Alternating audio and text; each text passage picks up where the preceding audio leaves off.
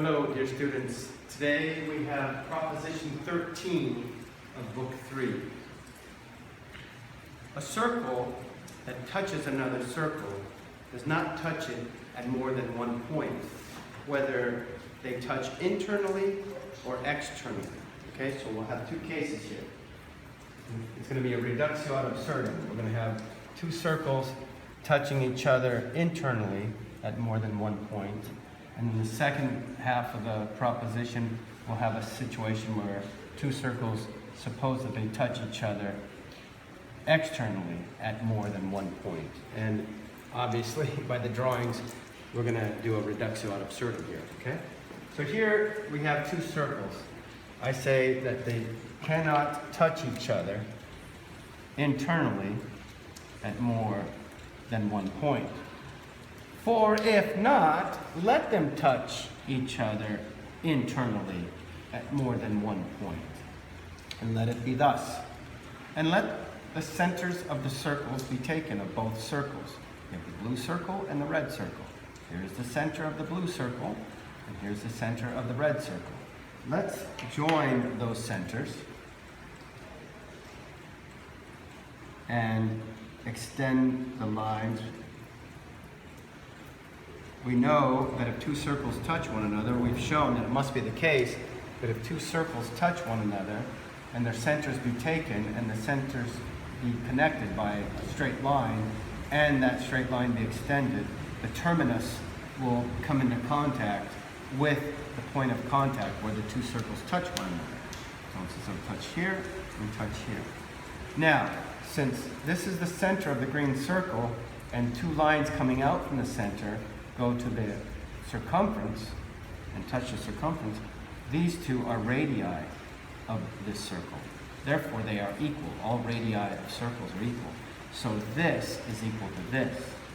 Therefore, this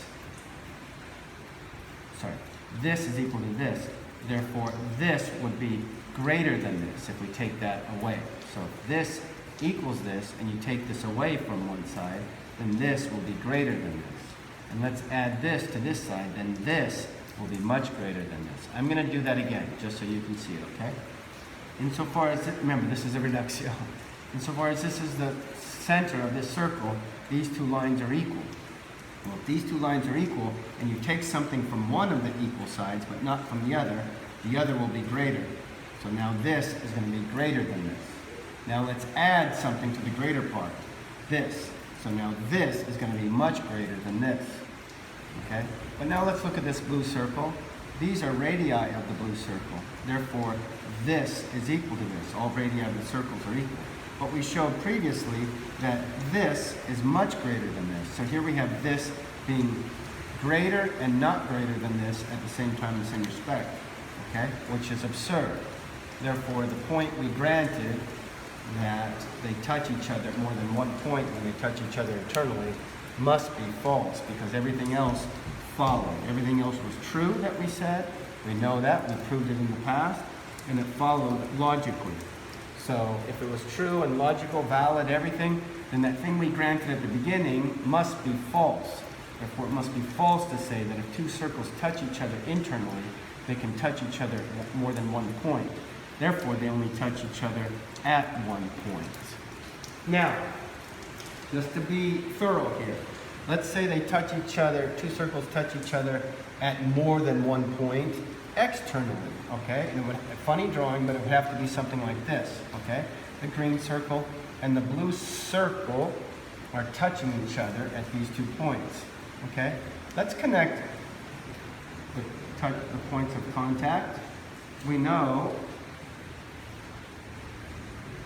that in a circle, if 2 points be taken and you connect those 2 points with a straight line, that straight line will fall within the circle, okay? So here we have it falling within this circle and outside of this circle. So we know that it will fall within the circle, but yet in connecting the points, it falls outside of the circle. Or you can do it on this side. Let's say, let the point of contact fall here in this straight line of this circle. Therefore, it falls within this circle and not, if this is the point where they connect the lines, and it doesn't fall within the circle. So here you have circles, which we know that when you connect the 2 points, the straight line, when you have 2 points on a circle, you connect the 2 points, that straight line will fall within the circle. And here we have it falling without, so it falls without and within.